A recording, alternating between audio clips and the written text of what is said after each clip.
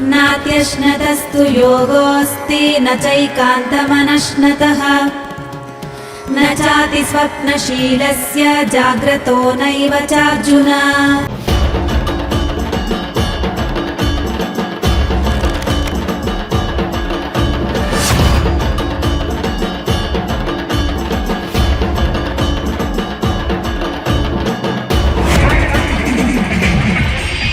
नवरात्रि व्रत है क्या, आज इसी पर बात करने वाले हैं। नवरात्रि व्रत क्यों किया जाता है, काफी सारे सवाल हमारे मन में उठते हैं। तो देखिए नवरात्रि व्रत होता क्या है। नवरात्रि व्रत वैसे तो हिंदू धर्म में रोज ही त्योहार होते हैं, लेकिन कुछ त्योहार ऐसे होते हैं जो विशेष कर मनाए जाते हैं। उनमें से एक है नवरात्रि का व्रत, जो ज्यादातर हिंदू धर्म में मनाया जाता है बड़े उल्लास के साथ। तो देखिए नवरात्रि पर्व होता क्या है, क्यों मनाया जाता है, इन सारी बातों पर आज बात करने वाले हैं। तो हिंदू धर्म में नवरात्रि व्रत साल में 2 बार मनाए जाते हैं। एक बार मनाया जाता है शारदी अश्विन को और दूसरा चैत्र मास की चैत्रा तिथि को।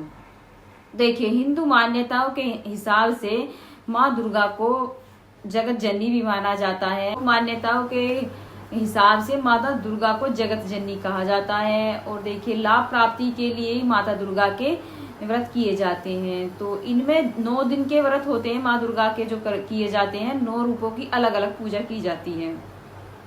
सभी व्रत इसलिए किए जाते हैं कि अपने घर में सुख शांति के लिए और लाभ प्राप्ति के लिए किए जाते हैं। लेकिन क्या आप सभी को ये मालूम है कि ये व्रत करना उचित है या नहीं, जबकि माँ दुर्गा ने स्वयं कहा है कि पर्वतराज से कि आप मेरी पूजा ना कीजिए। तो देखिए ये सारी चीजें होने के बाद भी फिर भी हम करते हैं, माँ दुर्गा की पूजा करते हैं, काफी सारे त्योहार मनाते हैं। लेकिन ये क्या हमारे ग्रंथों में उचित है? इस तरीके की बातें हमें सुननी चाहिए। लोक मान्यताओं पर हमें बिल्कुल नहीं जाना चाहिए। हमारे जो ग्रंथ हैं वो क्या कह रहे हैं, हमें उन्हें खोलकर देखना चाहिए। क्या माँ दुर्गा के व्रत रखने से लाभ प्राप्त किए जा सकते हैं? क्या हमारे सदग्रंथ इस बात की गवाही दे रहे हैं? क्या वेद शास्त्रों में ये लिखा हुआ है? देखिए माँ दुर्गा के व्रत कोई भी जो भी करता है वो सब लाभ प्राप्ति के लिए करते हैं। और आपको मालूम ही होगा कि जो भी हमें प्राप्त हो रहा है यहाँ पिछले पुण्य कर्मों से होता है। जो भी सुख दुख हो रहे हैं सब पिछले पुण्य कर्मों से ही हमारे साथ बनते हैं।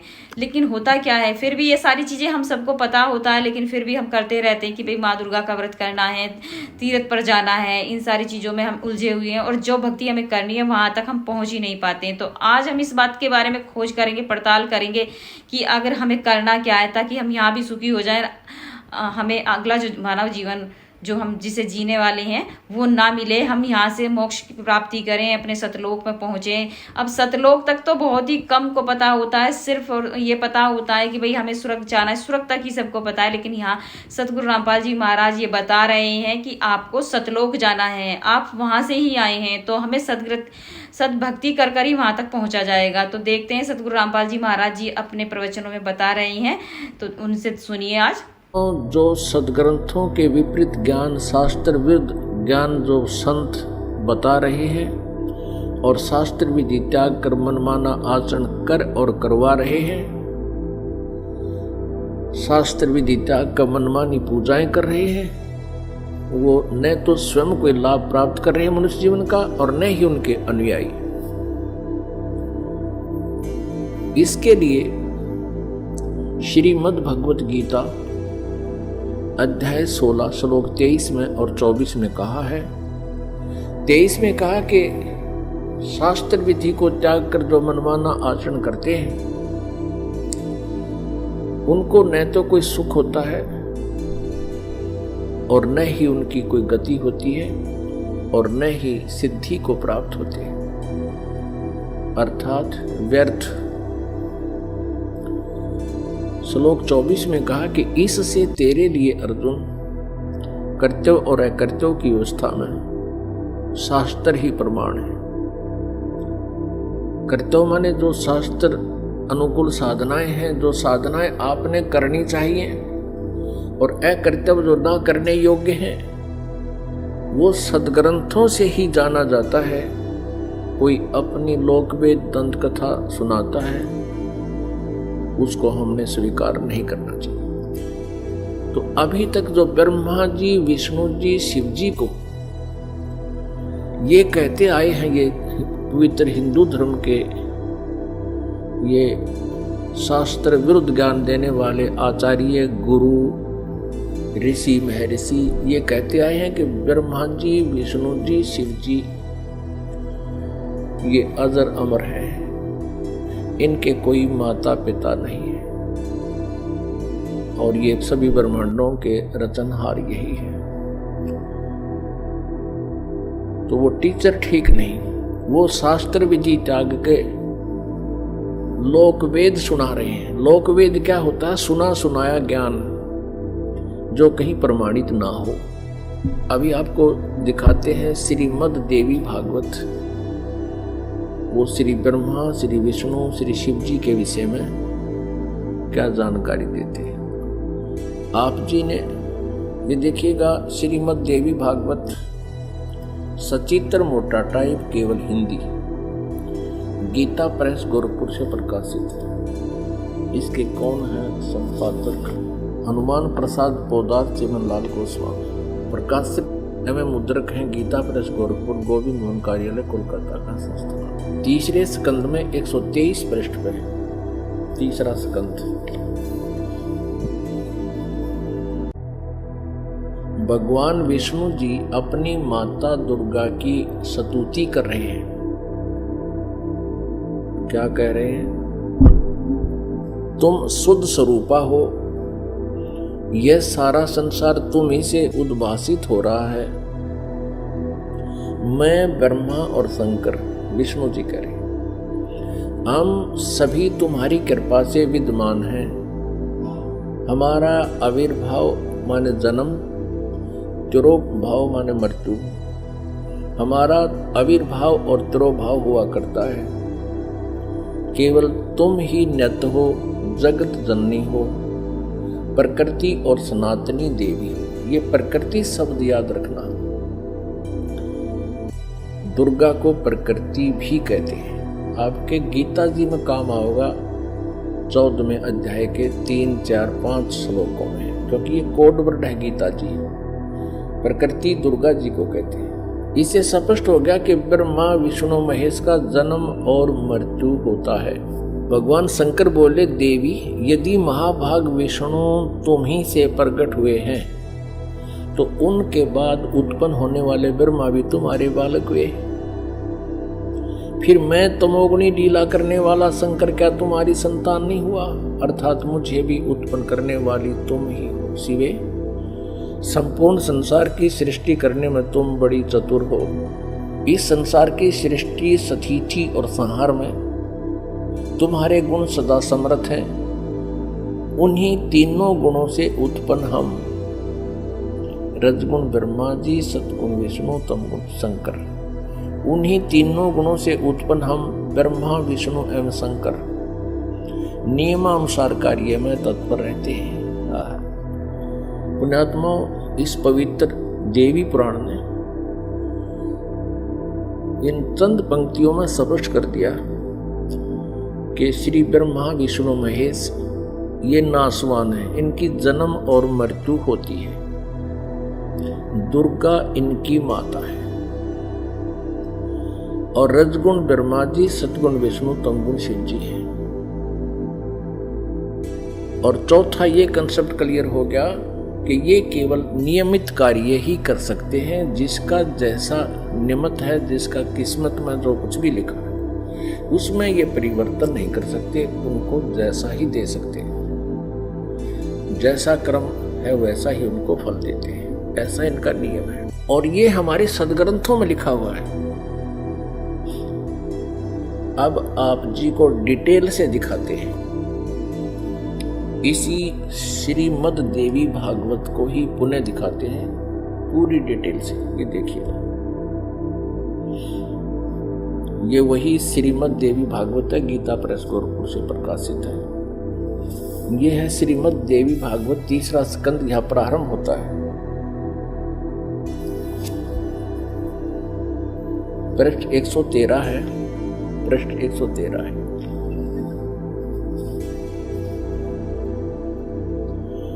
जन्मे जय ने पूछा, भगवान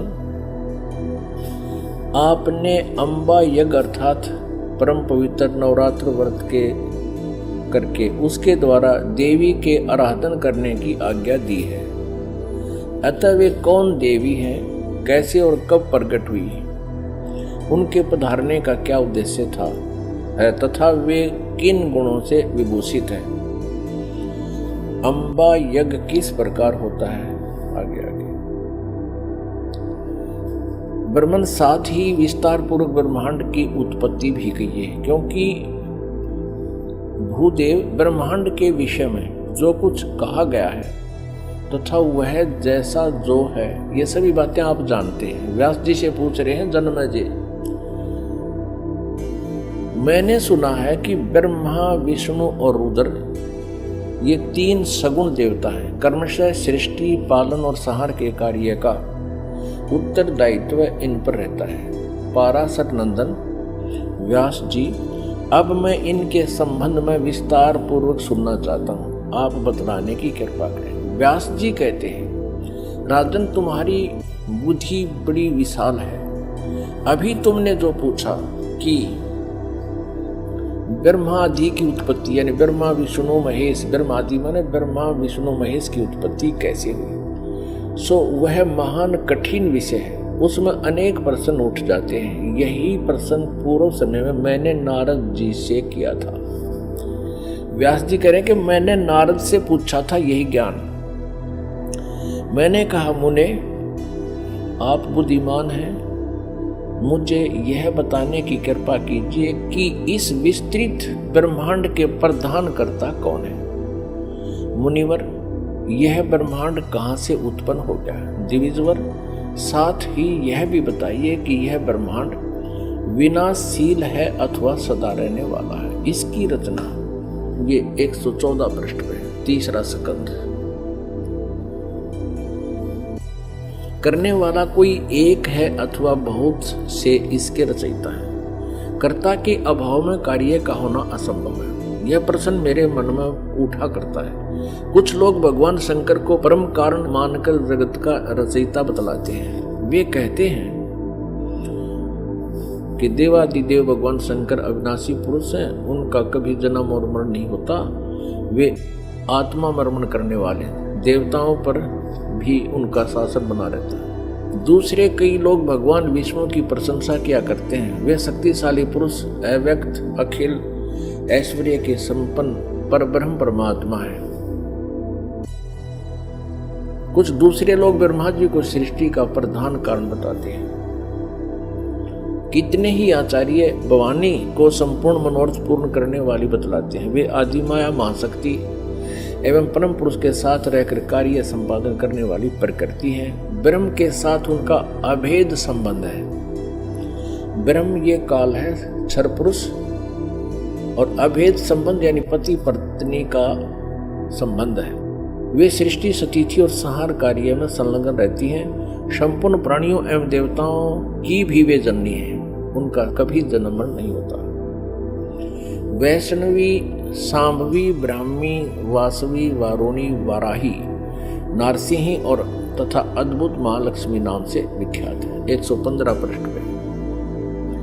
कितने श्रेष्ठ मुनि कहते हैं कि जो निरंजन, निराकार, निर्लेप, निर्गुण, अरूप एवं व्यापक ब्रह्म है, उन्हीं से जगत की सृष्टि हुई है। कहीं कहीं वेद और उपनिषद में भी वे ही ब्रह्म तेजों में बतलाए गए हैं और प्रधान पुरुष हैं। हजारों मस्तकों, आंखों, कानों, हाथों, मुखों, चरणों से वे संपन्न है। आकाश में ये आगे देखो। अब व्यास जी पूछ रहे थे नारद जी तक, मैंने ऐसा सुना है कोई कुछ बता रहा है, कोई कुछ बता रहा है, कोई शंकर को रचयिता, कोई विष्णु जी को रचयिता बताते हैं। अब नारद जी कहते हैं, व्यास जी, प्राचीन समय की बात है, यही संदेह मेरे हृदय में भी उत्पन्न हो गया था। तब मैं अपने पिता अमित तेजस्वी ब्रह्मा जी के स्थान पर गया और उनसे इस समय जिस विषय में तुम पूछ रहे हो उसी विषय में मैंने पूछा। मैंने कहा, पिताजी, यह संपूर्ण ब्रह्मांड कहाँ से उत्पन्न हुआ? विभो, आपने सम्यक प्रकार से इसकी रचना की है, अथवा विष्णु इस विश्व के रचयिता हैं, या शंकर ने इसकी सृष्टि की है। पर जगत प्रभु आप विश्व के आत्मा हैं और सच्ची बात बताने की कृपा करें। किन देवताओं की पूजा करनी चाहिए तथा कौन देवता सबसे बड़े एवं समर्थ है? निष्पाप ब्रह्मा जी, इन सभी प्रश्नों का समाधान करके मेरे हृदय के संदेह को दूर करने की कृपा कीजिए। सत्यवती नंदन व्यास जी, इस प्रकार मेरे प्रश्न करने पर लोक पितामह ब्रह्मा जी मुझसे कहने लगे।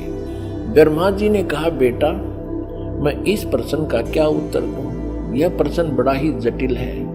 महाभाग, तुम भगवान विष्णु से इसका समुचित समाधान पा सकते हो। ये तीनों देवता, इनको ज्ञान तो है नहीं, इसलिए ये अपने से दूसरे की तरफ धका दिया करें। चलो वहां उससे पूछ लो। फिर भी विष्णु जी की तरफ संकेत करते हैं, फिर भी अपना ज्ञान वो बता रहे हैं। ब्रह्मा जी कह रहे हैं, महामते, इस संसार में कोई भी रागी पुरुष ऐसा नहीं है जिसे यह रहस्य विदित हो। जो त्यागी, अहंकार रहित एवं ईर्षा शून्य है, वही इसके रहस्य को जान सकता है। पूर्व काल में, अब सृष्टि की रचना बता रहे हैं ब्रह्मा जी। पूर्व काल में सर्वत्र जल ही जल था। स्थावर जंगम जितने प्राणी हैं उनमें कोई भी नहीं थे। तब कमल से मेरी उत्पत्ति हुई। उस समय मुझे सूर्य, चंद्र, वृक्ष तथा पर्वत कोई भी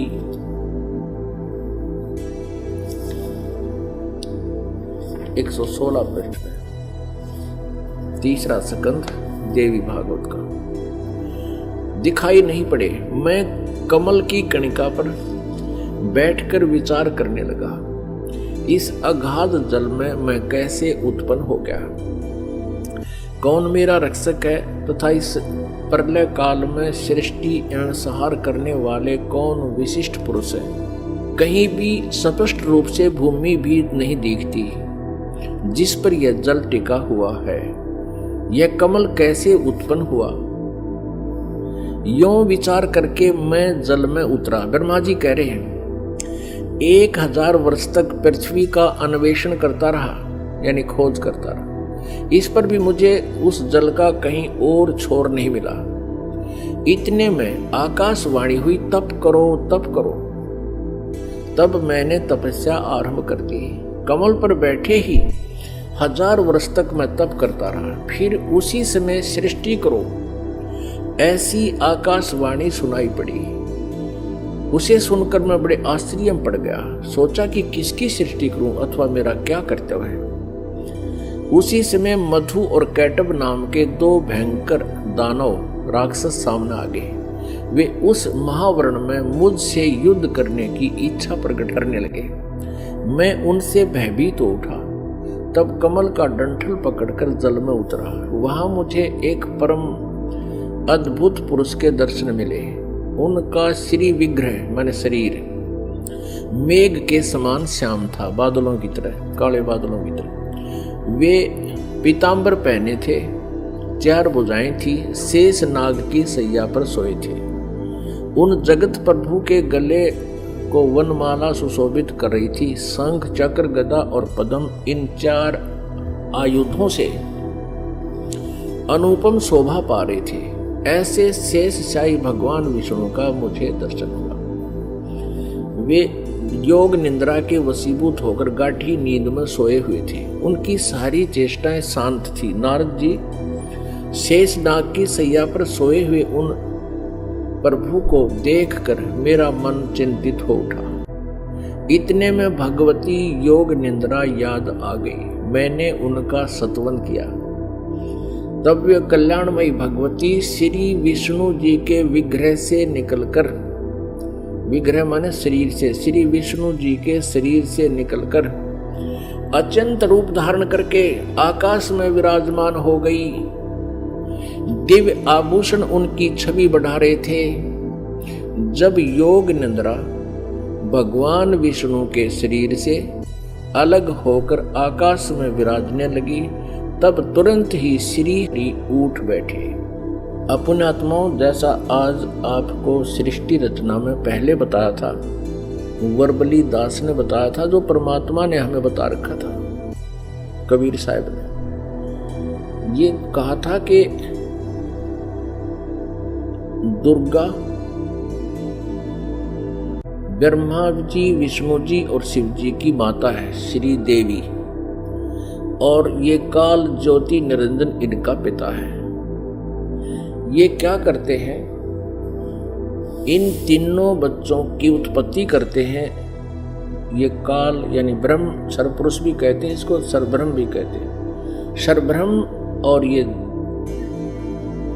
दुर्गा जी, इन दोनों के पति पत्नी व्यवहार से श्री ब्रह्मा जी, श्री विष्णु जी, श्री शिव जी की उत्पत्ति होती है, जन्म होता है। और ये क्या करते हैं, इनको बाल्यावस्था से ही कोमा में कर देते, अचेत कर देते और उनकी परवरिश जारी करते हैं। जब ये युवा होते हैं तो इनको सचेत कर देते हैं। अब ये दुर्गा अन्य रूप धारण करके प्रेतवत, प्रेतनी की तरह विष्णु जी के शरीर में प्रवेश करके इनको बेहोश किए हुई थी। ऐसे ही ब्रह्मा जी को ये कमल के फूल पर रख दिया और तब तक ये अचेत था, कोमा में डाल रखा था। ये खुद कहता मुझे पता नहीं मैं कमल के फूल पर कहां से उत्पन्न हो गया, मेरा कौन जनक है। अब नीचे उतरा तो देखा विष्णु जी बेहोश पड़े थे वो, और उसमें से जब वो दुर्गा निकल गई, बाहर आई तो सचेत हो गए। अब इस प्रकार इन सभी को इस काल भगवान ने अपने सुनियोजित षड्यंत्र के तहत भ्रमित कर रखा, किसी को यथार्थ ज्ञान नहीं बता रखा। अब यहां आप आगे देखिएगा, अब क्या होता है कि तीसरे स्थान पर भगवान शंकर को भी बेहोश कर रखा था, फिर उसको सचेत कर दिया, फिर तीनों को इकट्ठा कर दिया प्रेरणा करके, तीनों इकट्ठे हो गए। अब देखना श्रीमद् संक्षिप्त देवी भागवत और तीसरा स्कंध, और हम यहाँ पढ़ रहे थे। तब वे कल्याणमयी भगवती श्री विष्णु के विग्रह से निकलकर अत्यंत रूप धारण करके आकाश में विराजमान हो गई। दिव्य आभूषण उनकी छवि बढ़ा रहे थे। जब योग निंद्रा भगवान विष्णु के शरीर से अलग होकर आकाश में विराजने लगी, तब तुरंत ही श्री हरि उठ बैठे। उन्होंने मधु और कैटब के साथ 5000 वर्ष तक बड़ी घमासान लड़ाई की। तब वे दैत्य मरे। पहले देवी के कटाक्ष से मधुर और कैटब मोहित हो गए थे। उसके बाद भगवान विष्णु ने गोद में लेटाकर उन्हें वहीं प्राणों से रहित कर दिया।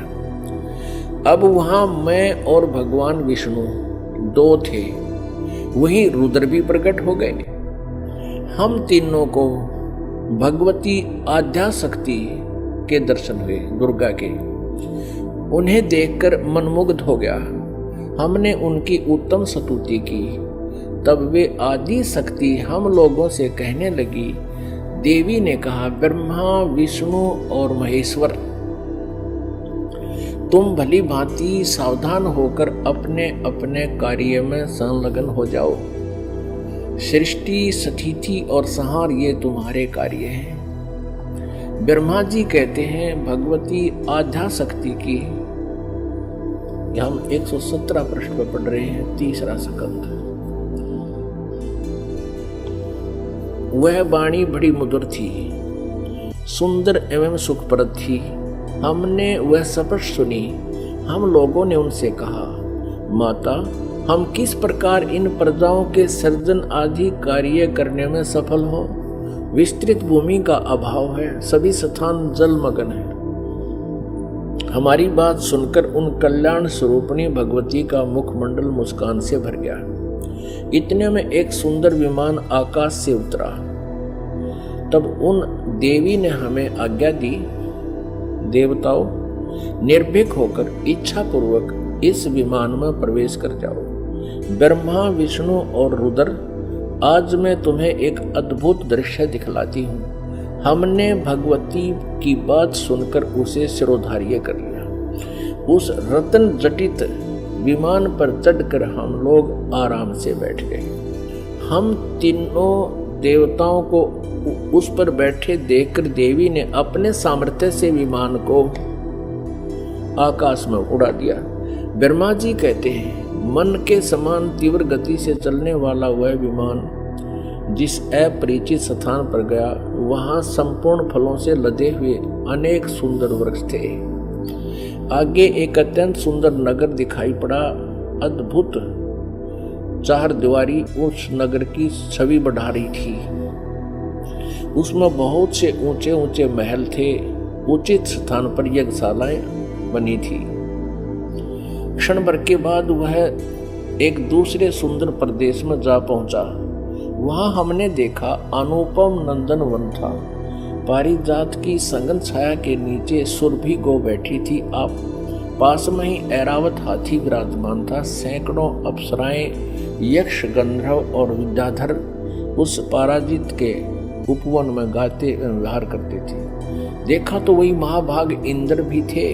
उनके समीप उनकी प्राण प्रिया सची विद्यमान थी। उस स्वर्ग के दृश्य को देखकर हम 118 पृष्ठ में आश्चर्यचकित हो गए। आगे देखना। इतने में हमारा विमान तेजी से चल पड़ा और वह दिव्य धाम ब्रह्मलोक में जा पहुंचा। संपूर्ण देवता उस नगर के सामने मस्तक झुकाया करते थे। वहां एक दूसरे ब्रह्मा विराजमान थे। उन्हें देखकर भगवान शंकर और विष्णु को बड़ा आश्चर्य हुआ। सभा लगी थी। भगवान शंकर और विष्णु ने मुझसे पूछा, चतुरानन, ये अविनाशी ब्रह्मा कौन है?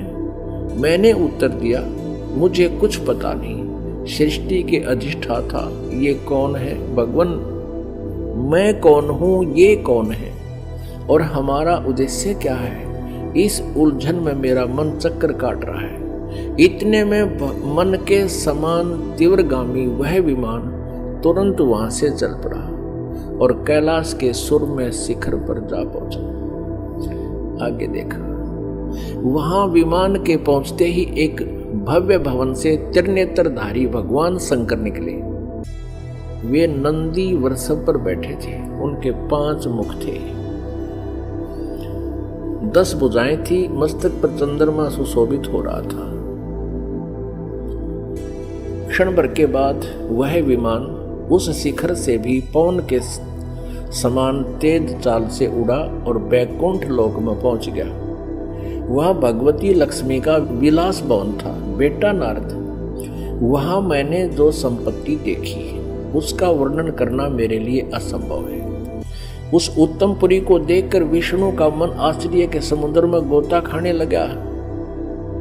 एक विष्णु तो विमान में बैठा है, एक ब्रह्मा बैठा है, एक शंकर बैठा है, और एक के ओर देखे तो वहां कमल लोचन श्री हरि विराजमान थे। अलसी के फूल के समान उनके श्री विग्रह की कांति थी। पीतांबर पहने थे, 4 भुजाएं थी। वे पक्षी राज गरुड़ पर विराजमान थे। दिव्य आभूषणों से उनकी अनुपम शोभा हो रही थी। प्राण प्रिया लक्ष्मी जी चंवर डुला रही थी। उन सनातन श्री हरि की झांकी पाकर हम सभी भौचक्के से रह गए। एक दूसरे को देखते हुए हम विमान में एक उत्तम आसन पर बैठे रहे। इतने में ही पवन से बातें करता हुआ वह विमान तुरंत उड़ गया। आगे अमृत के समान मीठे जल वाला समुद्र था। उसका जल बड़ा ही मधुर था। पुण्यात्माओं, परमेश्वर कबीर देव जी ने अपने द्वारा रची हुई सृष्टि की रचना का जो ज्ञान दिया है उसमें बहुत ही विस्तार से बताया है।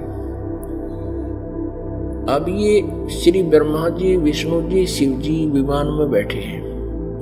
दुर्गा ने इनको आकाश में उड़ा दिया विमान को। ये जहां पहुंचे वहां ब्रह्मा जी विराजमान थे और एक ब्रह्मा जी बैठा विमान में और एक सामने बैठा वहां उस ब्रह्मा के लोक में। और फिर वहां देखा तो ब्रह्मा जी के विष्णु और शिव जी पूछते हैं कि ये दूसरा ब्रह्मा कौन है। ब्रह्मा जी, विमान वाले ब्रह्मा जी कहते मुझे नहीं मालूम ये कौन है, हम कौन है, कहां से उत्पन्न हो गए, हमारा क्या उद्देश्य। तो ये कौन था? इस काल ने, जैसे आपको सृष्टि रचना के प्रारंभ में बताया था, इसने एक ब्रह्मांड के टॉप मोस्ट प्लेस पे, शिखर सुन में यानी चोटी पे 3 स्थान बना रखे। आपको एक चित्र दिखाते हैं ब्रह्मांड का, इससे आसानी से समझ में आओगी। देखिएगा, एक ब्रह्मांड का लघु चित्र है, ये देखिएगा,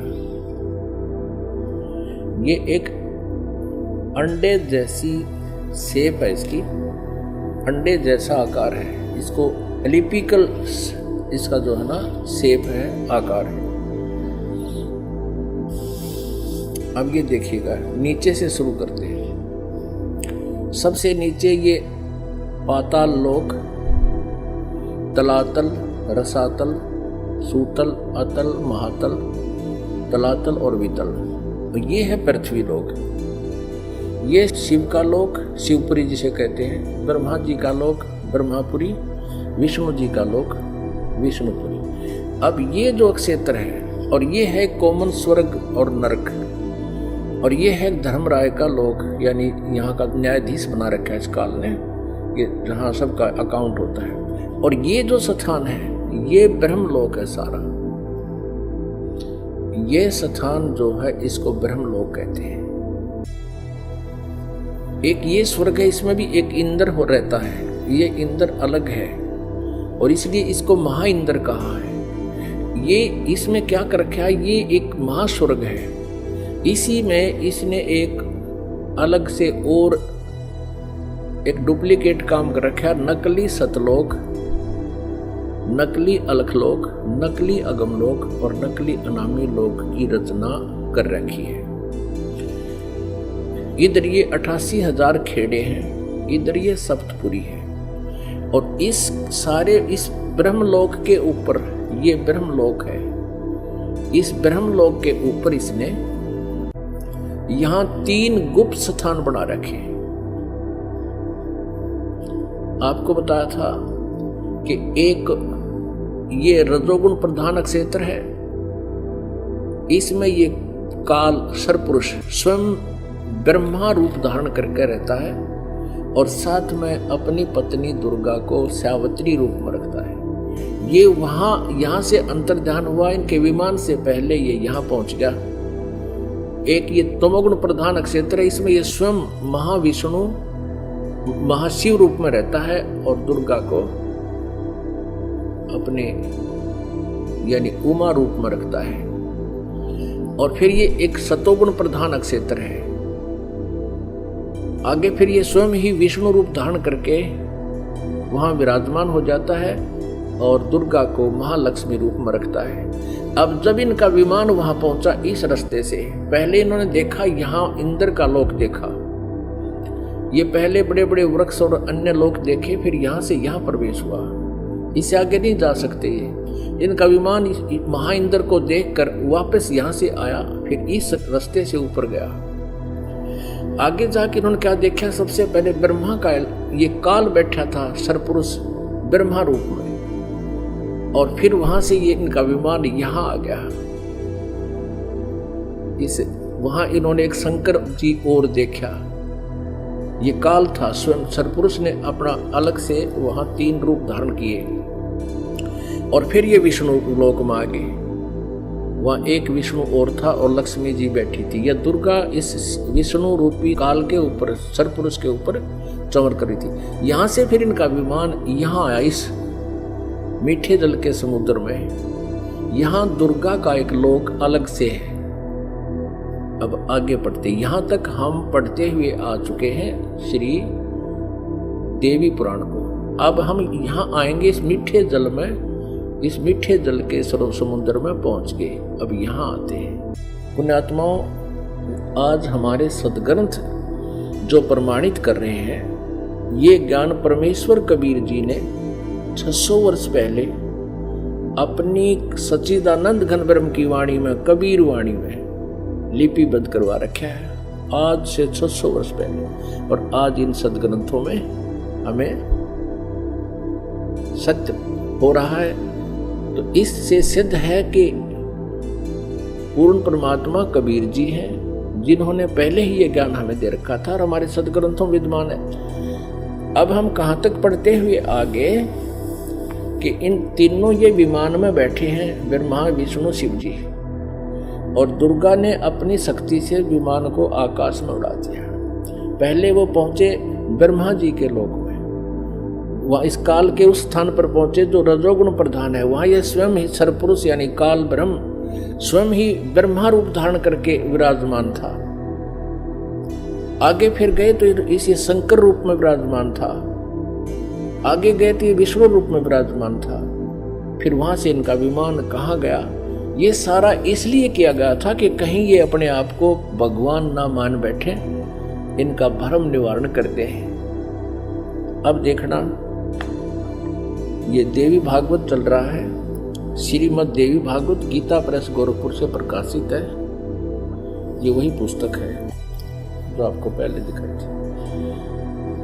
हमने यहां तक पढ़ लिया, हमने ये पढ़ा 118 में। इतने में हमारा विमान तेजी से चल पड़ा और एक दिव्य धाम ब्रह्म लोक में जा पहुंचा। वहां पर एक दूसरे ब्रह्मा विराजमान थे। एक तो विमान में बैठा है, एक वहां विराजमान था दूसरा। वो ब्रह्म था, क्षर पुरुष था, वो धोखा देता है इनको। वो स्वयं ब्रह्मा रूप में वहां विराजमान था। उन्हें देखकर भगवान शंकर और विष्णु को बड़ा आश्चर्य हुआ, सभा लगी थी। भगवान शंकर और विष्णु ने मुझसे पूछा, चतुरानन ये अविनाशी ब्रह्मा कौन है? मैंने उत्तर दिया, मुझे कुछ पता नहीं। सृष्टि के अधिष्ठाता ये कौन है? भगवान मैं कौन हूँ? ये कौन है? और हमारा क्या उद्देश्य है? इस उलझन में मेरा मन चक्कर काट रहा है। इतने में मन के समान तीव्रगामी वह विमान तुरंत वहां से चल पड़ा और कैलाश के सुर में शिखर पर जा पहुंचा। वहां विमान के पहुंचते ही एक भव्य भवन से त्रिनेत्रधारी भगवान शंकर निकले। वे नंदी वृषभ पर बैठे थे। ये काल निकला वहां से, सरपुरुष। और फिर वहां से क्षण भर के बाद वह विमान उस शिखर से भी पवन के समान तेज चाल से उड़ा और वैकुंठ लोक में पहुंच गया। वहां पर कौन थे? वहां कमल लोचन श्री हरि विराजमान थे। विष्णु जी एक और युकाल बैठा था, सरब्रह्म सरपुरुष, और उसकी 4 भुजाएं थी। पक्षीराज गरुड़ पर विराजमान थे और प्राण प्रिय लक्ष्मी जी चौंच बुला रही थी। अब हम यहाँ आते हैं, नीचे देखते हैं। इतने में पवन से बातें करता हुआ वह विमान तुरंत उड़ गया। आगे अमृत के समान मीठे जल वाला समुद्र था, जिसका जल बड़ा ही मधुर था। हम 119 पृष्ठ पर पढ़ेंगे, अब 118 हमने पढ़ दिया। उस समुद्र में वहां एक मनोहर द्वीप था। उस द्वीप में एक मंगल में मनोहर पलंग बिछा था। उस पलंग में सुंदर रत्न जड़े थे। उस उत्तम पलंग पर एक दिव्य रमणी बैठी थी, या दुर्गा जाकर वहां विराजमान होगी आगे। वे ऐसी प्रभापूर्ण देवी थी मानो करोड़ों बिजलियां एक साथ चमक रही हो। अत्यंत सुंदर मुख था, लाल लाल दांत थे, करोड़ों लक्ष्मियों से भी अधिक वह सुंदर थी। वे ऐसी प्रभापूर्ण देवी थी मानो करोड़ों बिजलियां एक साथ चमक रही। वो अत्यंत सुंदर मुख था, लाल लाल दांत थे। ये पढ़ दिया। अब यहाँ है, उन्हें देखकर हम सभी महान आश्चर्य में पड़ गए। कुछ समय तक हम वहीं ठहरे रहे, आपस में कहने लगे, ये सुंदरी कौन है और इसका क्या नाम है? हम इसके विषय में बिल्कुल अनभिज्ञ हैं। इसके हजारों नेत्र, हजारों हाथ, हजारों मुख हैं। दूर से देखने पर ही वे कितनी सुंदर प्रतीत हो रही हैं। ये न कोई अप्सरा है, न कोई गंधर्व कन्या और न देव कन्या। नारद यों संदेहग्रस्त होकर हम लोग वहां रुके रहे। तब भगवान विष्णु ने उन चारों साहिनी भगवती को देखकर विवेक पूर्वक निश्चय कर लिया कि ये भगवती जगदम्बिका है। तब उन्होंने कहा कि ये भगवती हम सब की आदि कारण है। महाविद्या और मां माया इनके नाम है। ये पूर्ण प्रकृति है। अपने आत्माओं, विष्णु जी कह रहे हैं, क्योंकि विष्णु जी की बुद्धि खोल दी काल ने। अब हम 120 पृष्ठ पर पढ़ेंगे। संक्षिप्त देवी भागवत गीता प्रेस गोरखपुर से प्रकाशित है। ये वे ही दिवांगना है। विष्णु जी बता रहे हैं, अपना पिछले इसकी थोड़ी सी बैकग्राउंड दिखा दी विष्णु को इस काल भगवान ने और दुर्गा ने। ये वे ही दिवांगना है जिनके प्रलय वर्ण में मुझे दर्शन हुए थे। उस समय मैं बालक रूप में था, मुझे पालने पर ये झुला रही थी। विष्णु जी के जन्म का प्रत्यक्ष प्रमाण, छोटा सा बालक था विष्णु जी। वट वृक्ष के पत्थर पर एक सुदृढ़ शैया बिछी थी, उस पर लेटकर मैं पैर के अंगूठे को अपने कमल जैसे मुख में लेकर चूस रहा था। कहते प्रलय वर्ण में मुझे दर्शन हुए थे इस देवी के। उस समय में बालक रूप में था, छोटा सा बच्चा था, ये मुझे झुला रही थी, मैं अंगूठे चूस रहा था पैरों के। इन्हें देखकर मुझे पहले की बात याद आ गई, ये हम सब की जननी है। अब 121 पृष्ठ पे अब विष्णु जी ये बता रहे हैं, भगवान विष्णु बोले प्रकृति देवी को नमस्कार है, भगवती विधात्री को निरंतर नमस्कार है। ये स्तुति करते हुए भगवान आ रहे हैं विष्णु जी। यहां देखिएगा 123 पृष्ठ में जो प्रारंभ में पढ़ा था, अब वहीं फिर आगे हम भगवान विष्णु स्तुति कर रहे हैं अपनी दुर्गा माता की। तुम शुद्ध स्वरूपा हो, यह सारा संसार तुम इसे उद्भासित हो रहा है।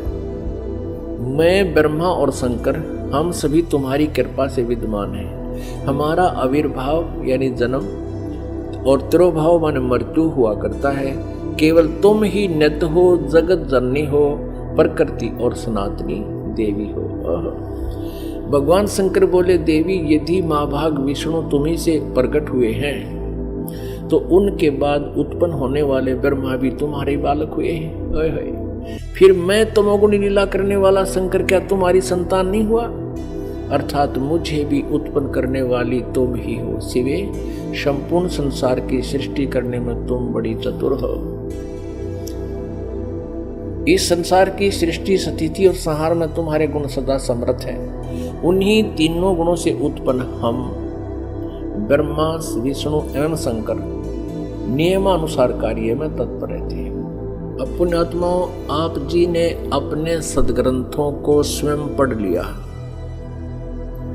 और ये अभी तक पवित्र हिंदू धर्म के गुरुजन, ये आचार्य मंडलेश्वर, महामंडलेश्वर, गीता मनीषी, गीता के मर्मज ज्ञाता, वेदों के ज्ञाता, पुराणों के ज्ञाता कहलाते थे। इन्होंने कह का भी पता नहीं था। ये अज्ञानी हैं जो आज तक हमारे भगवानों यानी जिनको हम समर्थ मान रहे थे, अजरो अमर सुना करते थे, इनसे ये नहीं बता सके कि इनकी सतीथि क्या है, जबकि इनकी जीवनी बता रही है महापुरुषों की कि इनकी ये सतीथि है। पुण्यात्माओं, जैसा कि आपको सृष्टि रचना के प्रारंभ में जब कथा शुरू करी थी, बताया था कि काल भगवान ने, इस क्षर पुरुष ने, जो ब्रह्मा विष्णु महेश के पिताजी हैं, दुर्गा जी के पति हैं, जो श्री देवी के पति हैं और ब्रह्मा विष्णु महेश के पिता हैं, इसने ये कहा था दुर्गा से कि मेरा भेद किसी को मत बताना। इसको बहुत सख्ती से कहा था। तो देवी ने उसी उद्देश्य से ब्रह्मा विष्णु महेश को इस क्षर पुरुष का ज्ञान नहीं दिया। अब दुर्गा से इसने कहा था कि मेरा भेद किसी को नहीं देना। इसी प्रकार दुर्गा ने इनको कोई उस भेद नहीं दिया ब्रह्म का, फिर भी सच्चाई छुप नहीं सकी। अब इसी में आपको प्रमाणित करते हैं देवी भागवत में, ब्रह्मा जी ने वेदों को पढ़ा, दुर्गा से पूछा कि वेदों में ये लिखा है कि केवल एक ब्रह्म जिसके बराबर दूसरा नहीं है। ब्रह्म माने परमात्मा भी होता है, वो ब्रह्म माने भगवान होता है, वो एक ही परमात्मा पूजा के योग्य है। तो वो क्या आप ही हो क्या? ब्रह्मा ने पूछा, क्या वो आप ही हो? दुर्गा से कहती। अब दुर्गा क्या उत्तर देती है देखिएगा। हम श्रीमद देवी भागवत यानी दुर्गा पुराण देवी पुराण को पढ़ रहे हैं, जो गीता प्रेस गोरखपुर से प्रकाशित है। इसके तीसरे स्कंद में पृष्ठ नंबर 125 पर हम पढ़ रहे हैं। 123 तक हमने पढ़ लिया। यहां 124 में देखिएगा,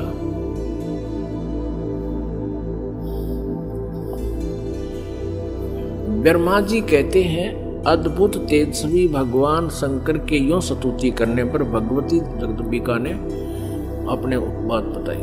अब यहाँ ब्रह्मा जी पूछ रहे हैं, ब्रह्मा जी का प्रकरण चल रहा है।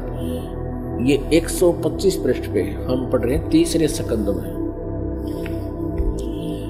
इस मूर्त और अमूर्त जगत का आधार तुमसे पूर्व कोई भी दूसरा पुरुष नहीं था, कोई तीसरा भी नहीं है।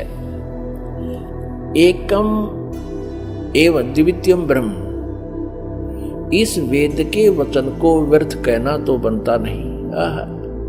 अब दुर्गा इनको कहा करती, मैं ही सब कुछ हूं, मैं ही तुम्हारा पिता हूं, मैं तुम्हारी माता हूं। तो अब ब्रह्मा जी ने वेदों को पढ़ा तो इसने कहा कि वेद के वचन को हम झूठा भी नहीं कह सकते, और इधर अनुभव दूसरी बात कहता है। इस प्रकार वेद वाक्यों और अनुभव में अत्यंत विरोध उत्पन्न हो रहा है। वेद कहते हैं एकम एव अद्वितीयम ब्रह्म है, तो क्या वह है आत्म स्वरूपा तुम ही हो अथवा वह कोई और पुरुष है? मेरे इस संदेह को दूर करने की कृपा करो। किसी महान पुण्य के प्रभाव से ही मुझे तुम्हारे चरणों की सेवा सुलभ हुई है। तुम स्त्री हो अथवा पुरुष, यह रहस्य भी मुझे विषाद रूप से कृपा करके बतलाओ। अध्याय 4-5 यहाँ पूरा होगा तीसरे स्कंद का। अब छठा अध्याय शुरू होता है। ब्रह्मा जी कहते हैं, इस प्रकार मैंने जब भगवती जगदम्बिका से विनय पूर्वक पूछा, तब वे मधुर वाणी में मुझसे कहने लगी। देवी ने कहा, मैं और ब्रह्म एक ही हैं। अब हो गए ना दो, सच्चाई छुप नहीं सकती, एक ही है। मुझ में और इन ब्रह्म में कभी किंचित मात्र भी भेद नहीं है। जो वे हैं वही मैं हूं, और जो मैं हूं वही वे हैं। बुद्धि के भ्रम से भेद प्रतीत हो रहा है। हम लोगों के सूक्ष्म भेद को जो जानता है, इसे सिद्ध दो तो है ही, ये जानता है वही। अब 125 पृष्ठ हमने पढ़ा, अब 126 पढ़ेंगे। वही बुद्धिमान पुरुष है, वो तत्वदर्शी संत है जो हमारी भिन्न भिन्नता को समझता है। उसके संसार मार्ग से मुक्त होने में कुछ भी संदेह नहीं है। ब्रह्म एक ही है। आगे देखो, मैं शक्ति रूप धारण करके पराक्रम करती हूँ। गौरी, ब्राह्मी, रौद्री, वाराही, वैष्णवी, शिवा, वारुणी, कुबेरी, नारसिंही और वासवी सभी मेरे रूप हैं। विभिन्न कार्यों के उपस्थित होने पर उन देवियों के भीतर अपनी शक्ति स्थापित करके मैं सारी व्यवस्था करती हूँ। हाँ, उस देवी को निमित्त बना लेना मेरा स्वभाव है। अब आगे देखना, अपने आत्माओं, आप पढ़ रहे हो अपने सदग्रंथों को स्वयं। आप जी ने तीसरे स्कंद में और पृष्ठ नंबर 125 पे पढ़ा। ब्रह्मा जी कहते हैं कि मैंने जब दुर्गा जी से ये पूछा, माता से, जगदम्बिका से, कि वेदों में लिखा है कि एकम एव अद्वितीयम ब्रह्म, अद्वितीयम जिसके बराबर दूसरा कोई नहीं हो, वो ब्रह्म ही सब कुछ है। उधर से उपनिषद और आप जो कह रहे हो कि मैं ही सब कुछ हूं, मैं ही सृष्टि रचना करने वाली हूं, मेरे अतिरिक्त कोई नहीं है, तो इन वेद के वाक्य को झूठा भी नहीं कहा जा सकता। अनुभव हमारा बताता है कि परमात्मा निराकार है, और वेद बताते हैं कि वो साकार है तो हमारे अनुभव में और यथार्थता में बहुत विरोध है। तो क्या वो ब्रह्म आप ही हो या कोई और है? ब्रह्मा जी ने पूछा। अब दुर्गा पहले तो बहकाती है उनको कि उस ब्रह्म में और मेरे में कोई अंतर नहीं है, मैं ही वही हूँ, वो मैं ही हूँ। हम दोनों का सूक्ष्म भेद जो जानता है वो परम पुरुष है, विद्वान पुरुष है, तत्वदर्शी। आगे फिर देखना 129 पृष्ठ पे बिल्कुल स्पष्ट हो जाता है। देखिएगा, तीसरा स्कंद देवी भागवत, हम तीसरा स्कंद पढ़ रहे हैं, संक्षिप्त देवी भागवत का, पृष्ठ नंबर 129 पर। यहां देखिए, यो सृष्टि कर्म मैंने संक्षेप में तुम्हें बतला दिया। या देवी कह रही है, दुर्गा बता रही है। यहां देवी का प्रवचन चल रहा है, देवी ने कहा, ये देवी बता रही है। यो 129 पृष्ठ पे, यो सृष्टि कर्म मैंने संक्षेप में तुम्हें बतला दिया। महानुभाव देवताओं, ब्रह्मा विष्णु और शिव को दुर्गा कह रही है, अब मेरा कार्य सिद्ध करने के लिए विमान पर बैठकर तुम लोग शीघ्र पधारो जाओ। कोई कठिन कार्य उपस्थित होने पर जब तुम मुझे स्मरण करोगे तब मैं सामने आ जाऊंगी। देवताओं, मेरा और सनातन परमात्मा का ध्यान तुम्हें सदा करते रहना चाहिए। अब यहाँ ये दो हो गए। तब तो कह रही थी मैं ही सब कुछ हूं, और अब ये कह रही है दो, मेरा और ये दुर्गा ब्रह्म को ही सनातन परमात्मा बता रही है। हम दोनों का आगे दो, हम दोनों का स्मरण करते रहोगे तो तुम्हारे कार्य सिद्ध होने में किंचित मात्र भी संदेह नहीं रहेगा। ब्रह्मा जी कहते हैं, इस प्रकार कहकर भगवती जगदम्बिका ने हमें विदा कर दिया। उन्होंने शुद्ध चरित्र वाली शक्तियों में से भगवान विष्णु के लिए लक्ष्मी को, शंकर के लिए महाकाली को और मेरे लिए मां सरस्वती को पत्नी बनने की आज्ञा दे दी। अब उस स्थान से हम चल पड़े और दूसरे स्थानों पर हम तीनों की पुरुष रूप से प्रतिष्ठा हुई। आप जी को इस दास ने परमेश्वर कबीर जी द्वारा रची हुई सृष्टि और ये सारे ब्रह्मांडों की रचना कब कब कैसे हुई वो सारी बताई थी। इस दास ने आपको मौखिक सुनाया था, वर्बली सुनाई थी, और आज इन सदग्रंथों ने, हमारे शास्त्रों ने प्रमाणित कर दिया कि जो 600 वर्ष पहले परमेश्वर कबीर जी ने हमें ज्ञान दिया था वो आज हमारे सदग्रंथों में विद्यमान है। और ये नकली गुरु आचार्य झूठे वेद ज्ञानहीन, शास्त्रों के ज्ञान से हीन हैं, और ये कहते हैं ब्रह्मा विष्णु महेश अजर व अमर हैं, इनके कोई माता पिता नहीं, ये सर्वेश्वर हैं, महेश्वर हैं। अब ये तो कंसेप्ट क्लियर हो गया दुर्गा का कि दुर्गा इनकी माता है, फाइनल हो गया। और तीनों का विवाह कर दिया दुर्गा ने, अपने ही 3 रूप बना करके। ये खुद कहती है कि मैं एक से अनेक हो जाती है ये देवी, और 3 रूप धारण करके इसने तीनों पुत्रों का विवाह कर दिया।